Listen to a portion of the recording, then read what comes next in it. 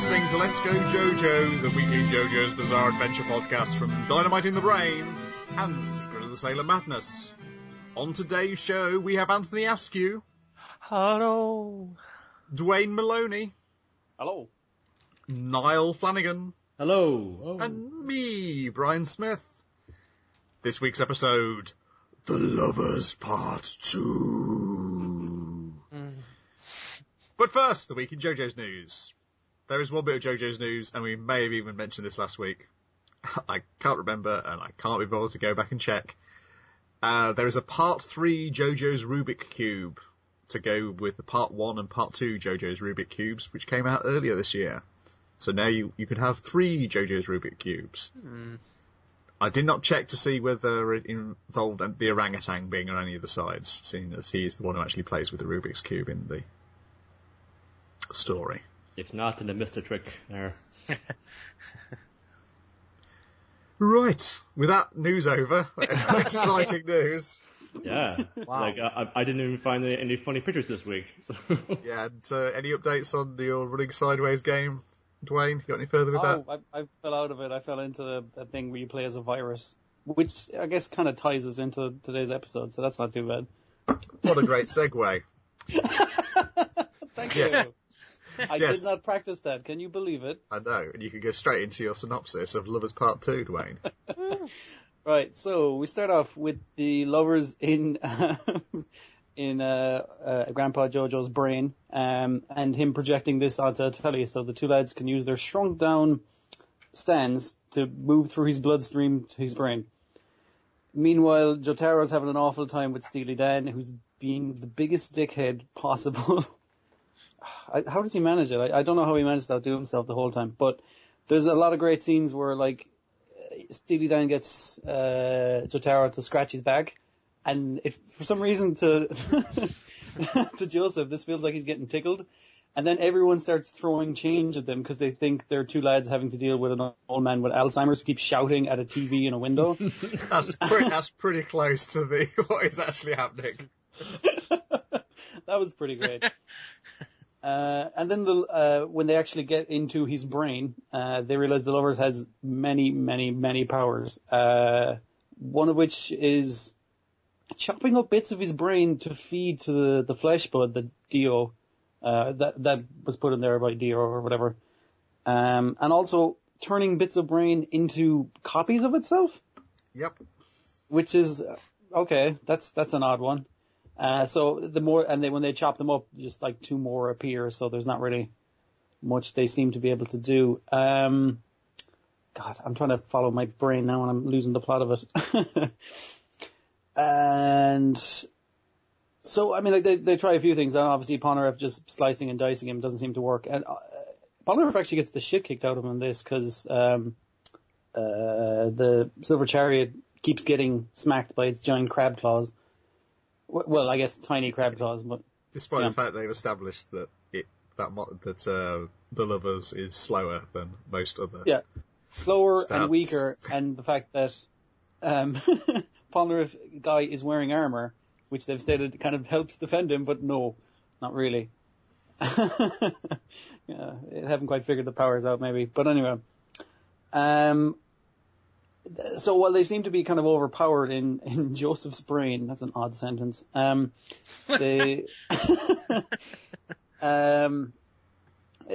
either he was doing it and then came up with a plan later. The Hierophant Green was just shooting his emerald splash everywhere and just doing no good. But I think maybe his plan the entire time was to make a web of his leg, his tentacles or whatever those things are called, and catch each one of them to check them individually as to they're the real one.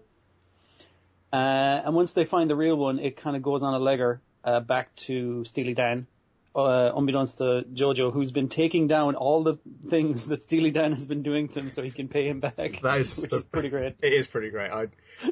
Someone in my D&D campaign once did that with one of the recurring villains. It was every time the recurring villain did something he made a note of when he was a high enough level, he was going to beat the shit out of him for all these things that he'd done to them.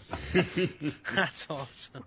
It's effective. And then we get the thing of Steely Dan when Joseph realizes that, He's not in the grandfather anymore, so he starts kicking the shit out of him a little. And Steely Dan is kind of like, oh, please, I'll be good. Please don't hurt me. And he's like, okay, if you promise. And of course he pulls a knife and goes, haha, I put the lovers inside that little girl. And now if you hurt me, she'll die. So now I'm going to stab you in the back and nothing you can do about it. Unbeknownst to him that apparently Hierophant Green still has a grip on him with his thing. What kind of range does he have? That's crazy. He's got a crazy range. As he likes. I think they established that pretty early. Yeah. I completely skipped over the bit where he tried to put it inside Jotaro. Oh, yeah. Yeah, and it's like, what did you think is going to happen? Star Platinum is really, really precise. Well, that's one of its main powers. As Jotaro keeps on reminding him, you haven't really done your research here, have you, Steely Dan? No. That was pretty great. So, yeah, Lovers gets yanked out of the little girl's brain. It's, again, odd sentences. And then it nearly goes on overlong, but the ora of Star Platinum is very satisfying. It's like the perfect length. It is super cathartic. I came home after a hard day of work and sat down and watched this, and I knew it was coming. It's maybe the first time we've seen Jotaro laugh, because he's laughing. Yeah, he hasn't smiled and laughed up to this point. Anticipation of what he's gonna do to Steely Dan when he gets his hands on him, and you see it happening. It goes on for about half a minute of Star Platinum just caving his head and then putting him through a wall at the end of it. It did give me a bit of a Dragon Ball flashback, yeah. And then at the end, this Jotaro just being cool as shit, just walking off, signing it. Here's your receipt. Oh, I know, that is awesome. The receipt with his signature. What I really liked about that beatdown as well, he's just beating him, and every now and again he slows down and just maybe does one punch, and then he goes on again. It's like he's about to stop, and then he fucking doesn't. He's catching his breath, before he goes in Steely again. Dan was dead a long time ago. You'll never walk He just again. keeps beating him. And we should point out that he's doing this for the memory of Enya. Yeah, that's right. I think he says, because he basically at the last second he tries to sell out Dio. Okay, I'll tell you, Dio paid me in advance. It's like, you're scum. Not even fucking Enya sold out Dio. That's how bad you are. Now you're gonna die. So he respected Enya more than him, because at least she had the balls to say, nope, I trust Dio. She was wrong in that, but still. Have I missed any bits? That's Don't about forget the bit where Steely Dan convinces Jotaro to steal the bracelet. Oh, And then he's that just was a like, good scene. look, shopkeep, look. And then he gets beaten up by the heavies. But- and I love that moment, actually. It's like watching Superman getting beaten up. He's just like, no. Were those guys like police, or were they just burly dudes who Just happened to be in the hired shop? goons, I think. Yeah, Okay. I'm guessing it was probably the owner's big brothers. That was pretty great. And he's like, oh, don't use your stand powers on him, JoJo. I want to see you get the shit kicked out of you. Ah, fucking Steely Dan.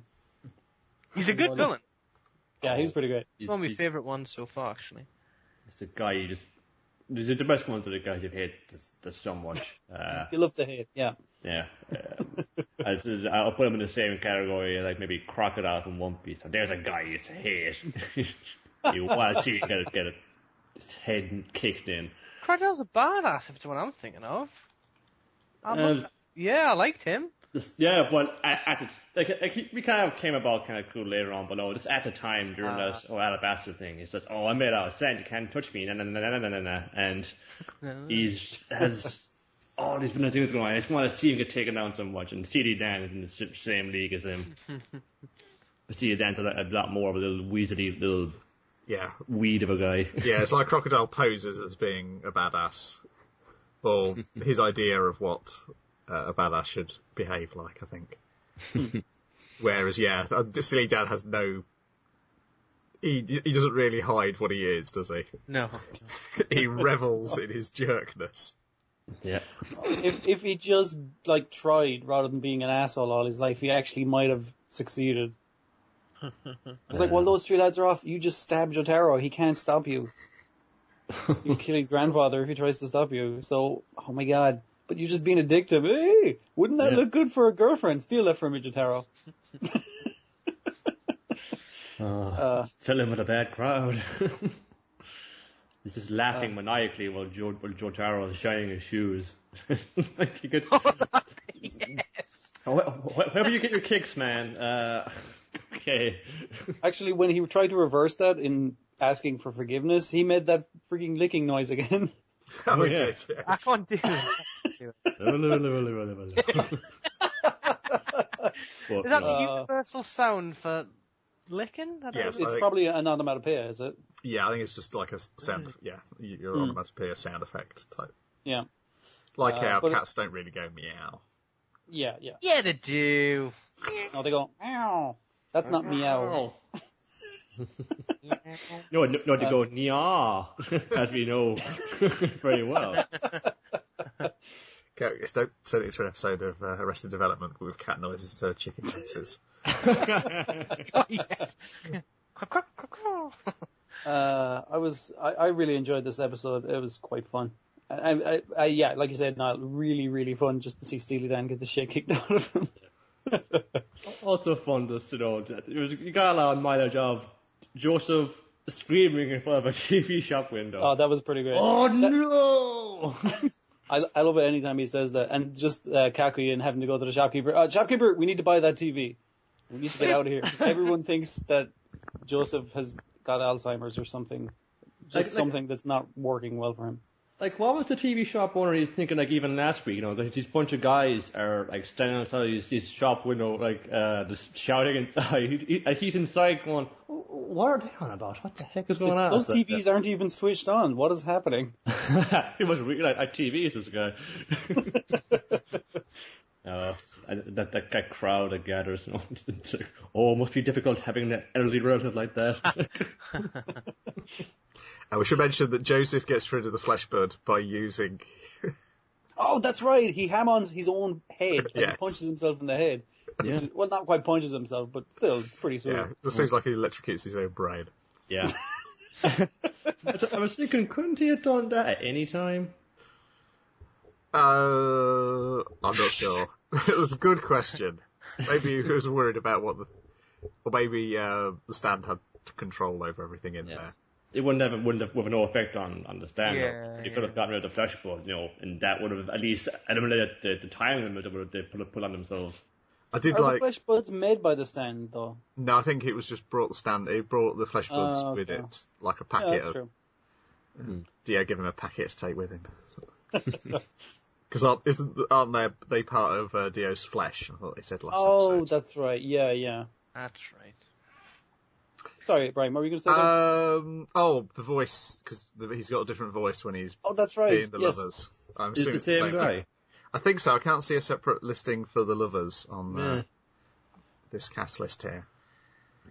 It's gonna be so he's just like his regular kind of jerk voice. He's like, but he goes like a little, I'm a monster now.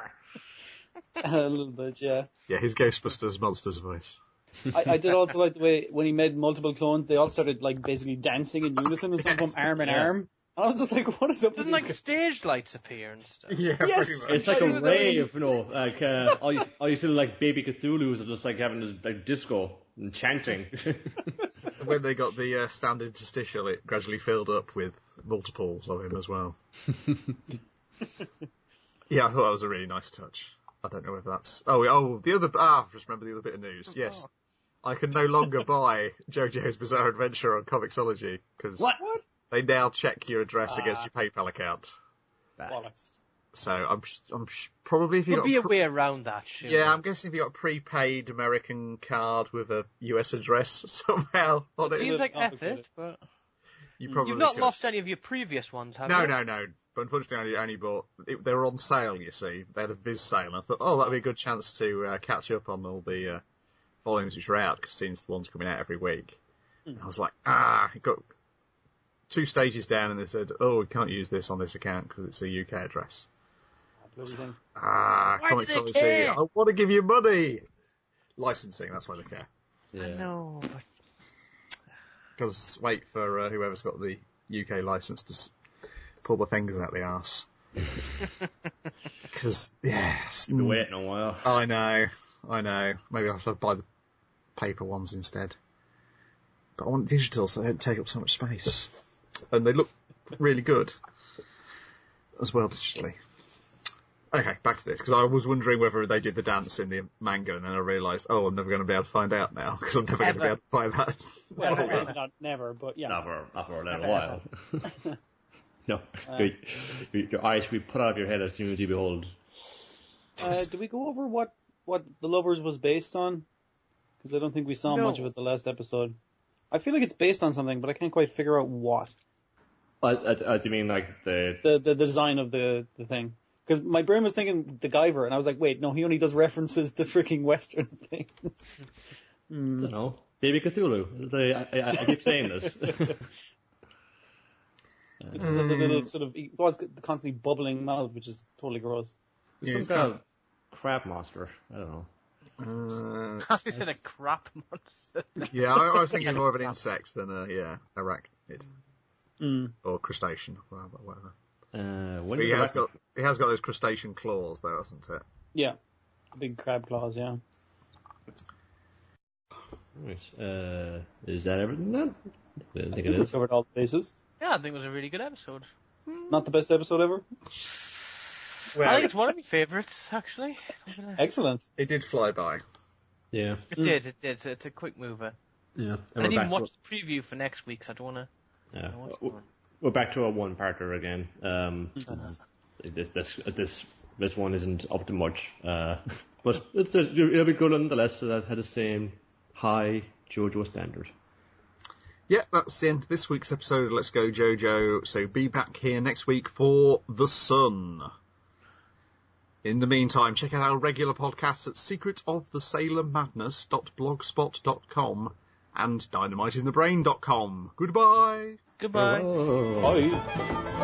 Although paintings on the tomb, I do the sand dance, don't you know? If they move too quick, they're falling down like a domino. All the buzz are men by the now, they got the money on the bet. Go crocodiles, snap your teeth on your cigarette. Born top with the hooky pop, say,